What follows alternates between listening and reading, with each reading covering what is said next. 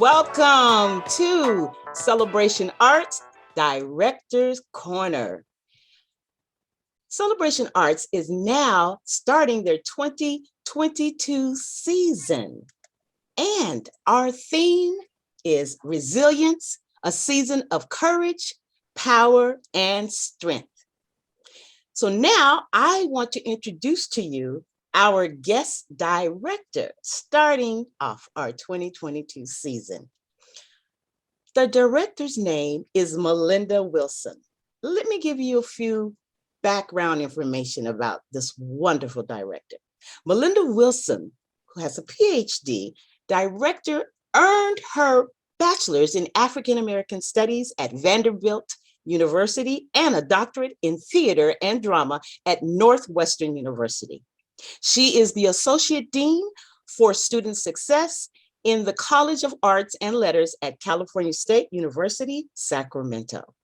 As a university administrator, she focuses on student success initiatives, challenges surrounding diversity, equity, and inclusion, and creative collaboration between the college and Sacramento community. Her creative scholarship explores ways of using the stage as a place to play and question theatrical representation of Black identity. She has directed several productions at Sacramento State and Celebration Arts, including A Soldier's Play, For Colored Girls Who Have Considered Suicide When the Rainbow Is Enough, The Wiz, Having Our Say, In the Blood, and Joe Turner's Come and Gone. Everybody, welcome Melinda Wilson. Yay. Now, I want to tell you just a few things about what she's going to be doing for us. This is exciting. She's going to be directing in person spell number 7. The author is Nzaki Shange. Remember For Colored Girls? There's another play, a beautiful play.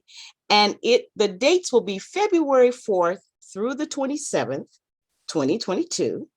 Days and times, Thursday through Saturday at 8 p.m. and Sunday at 2 p.m. You can get your tickets at celebration.booktix.com. Once again, celebration.booktix.com. You can also get them at celebrationsarts.net. Please note our COVID protocol, which is online. Celebration Arts has a social media presence at Facebook, Instagram, and Twitter. Look for Celebration Arts for Facebook and Instagram, and on Twitter, Celebration Art without the S. So now I'm gonna stop all this background stuff and really talk to this beautiful doctor, Miss Melinda Wilson. I've got a few questions for you so our audience can get some information and background on what you're doing for us. Number 1, give us a brief synopsis of the play, spell number 7, from your point of view as a director. Well, before I answer that question, KT, I just want to thank you for that such wonderful, amazing introduction. As you were going through the plays I directed, it brings back memories because some of those plays were done at Celebration Arts, Having Our Say, and Soldier Story did, with COVID, I don't remember, it might be 3 years ago now. So it is a great pleasure to return to Celebration Arts and direct spell number 7 by Nzaki Shange. I really appreciate that. I know you know her work from Colored Girls as playing Lady in Blue and Celebration Arts productions of that choreo poem. So I'm very excited. So spell number 7 is a different from For Colored Girls. In that Colored Girls is really much involves dance and everything, music as a choreo poem. This play is also very stylistic, meaning that it's not set in a kitchen or it's not realism or anything. It has a very performative style. Mm-hmm. And it is about a group of Black actors who come to a bar one night, might be Friday night or whatever, and they are discussing how they cannot get any roles, any respectable roles that truly challenge them and showcase their talent, and that they continue to play mammies and are asked to blacken it up. So throughout the play, we have moments where the actors are together in this bar interacting as themselves. And then we also have moments where they're more surreal moments where they leave that space and perform monologues and scenes that are representative of the type of work they would like to do. But the powers that be, white society, white theater, does not give them those opportunities. Sounds really familiar. Yeah, which is why it's still current. When I returned to the play last year and I was reading it, I wasn't looking at 1970s when the play was written. I was looking at 2020, 2021. Exactly. A lot hasn't of changed much. It has not changed, and and Celebration Arts is a place where Black artists in Sacramento here can explore and have fun and hone their talent. So we're very privileged in the city to have Celebration Arts and bring together our cultural performance community. Yeah, absolutely. And I want the audience to know that we were privileged to have Dr. Wilson to direct Spill Number 7 as our virtual play last year during the pandemic. And so we are so excited that we are going to have on stage the actual play itself. I cannot wait. And it's going to be a treat. I tell you, everybody, you guys know I bring treats. This is a treat. And so make sure, everyone, you pass the word. And now the second question I like to ask is, how does the play Spill Number 7 correlate with Celebration Arts' new 2022 season theme, Resilience, a season of courage, power, and strength? So you just mentioned our virtual production.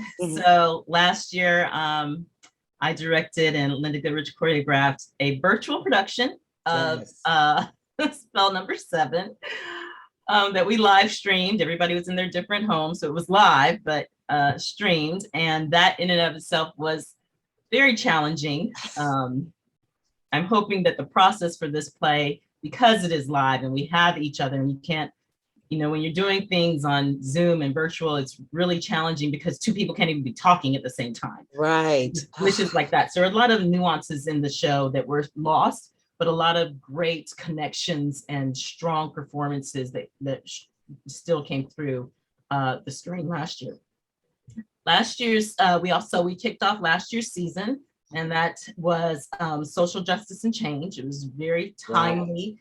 For Spell Number 7, as I said before, the play speaks of yesterday and today and the struggles that Black actors face. The play is also very much about masking, meaning that the beginning of the play, the actors begin in minstrel faces and blackface.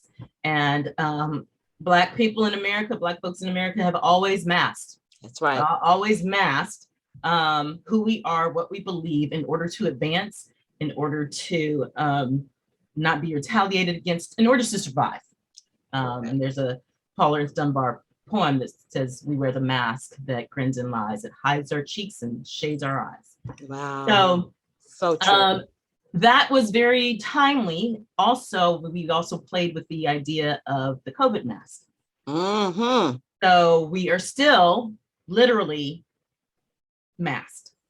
Wearing two faces. Yes, there are multiple faces. Yes. So that's how we entered the virtual production last year with that theme, and looking at Black Lives Matter masks and really social justice in the world within COVID that has now exposed so much of Black life and our need for social justice. So this year, we are doing it in person. Yay! We wanted to try to do it last year at the end of the virtual. We're like, oh, I hope we can do it in person. So we are doing it in person. About half the cast is reprising their roles. Yes. So it's exciting to work with some of whom I've never met in person. So it's really fun to actually meet some of these performers. So this season, Resilience, a season of courage, power, and strength. Several ways in which this show fits. Black performers, Black actors, Black people are resilient, always moving up despite everything that is held against us. season of courage, power, and strength. This play brings it. Yes. Not only the performances, but the ways in which it's nothing sugarcoated in terms of the commentary that is made and everything. And this, I've been thinking a lot about Sidney Poitier, who passed away last week. Ooh, what a giant yes actor. I mean, oh my goodness, icon. Yes, an icon, a legend. Yes. And Sidney Poitier was actually, I'm just going to make a correlation here real quick. Sidney Poitier was one of the founding members of the American Negro Theater Company in the 1930s, 1940s with Ruby Dee and Ossie Davis and Harry Belafonte as well. They remain colleagues. And they called that company the Ants because they worked like ants to make theater. So if you think of all the roles that Sidney Poitier has played throughout his career, he is a symbol of courage, power, and strength. Yes. And so when I think about Sidney Poitier, sorry, I shouldn't just call him Sidney. I don't have the pleasure of knowing or meeting him. When I think about him as a backdrop and as a inspiration for current actors and performances. We hear Denzel do that in his award speech, but even our cast right now, to know that there are very amazing, meaty, I want this part performances. Right. And I saw Denzel Washington on Today Show yesterday, and he did, one of the things he said is, I don't take a role unless it is true to me. Yes. So this play talks about how this role is not who I am, and I will not be degraded by the pieces that others are making me do because they need a black face. Amen, sister. Well, you know what? That sounds like a season of courage, power, and strength. Yes. So it fits perfectly. So that's where we are. We open, like you said, in about 3.5 weeks. No, maybe 2. I think it's actually 2 weeks. So we're hard at work in rehearsals and casting. I am so excited, and I am so grateful that you have agreed to do this. This is something that's definitely needed in our community, and it's something that it's gut-wrenching, but at the same time, it's relatable. Especially and it's funny. There are comedic moments in it. Yes, it is. I don't want to put it out there that this is so serious. No, right. It's lively. It is a wonderful play, and I was so drawn to it. Just the beginning scenes alone, I was just like, oh, well, who is this? And I mean, I was laughing, and then I was sad, I was happy. There's all the emotions that is necessary and needed, but I just love the way you direct. It's also the way it's directed, and you do a beautiful job. And so I cannot wait to see it live, because I enjoyed the virtual piece that you have, but now you have more room to do more things and stretch the characters even more, because they will be physically there. So I so appreciate you. And you guys, you're going to get a treat to watch this talent of actors unfold along with this wonderful and respected director that we have as a guest here at Celebration Arts.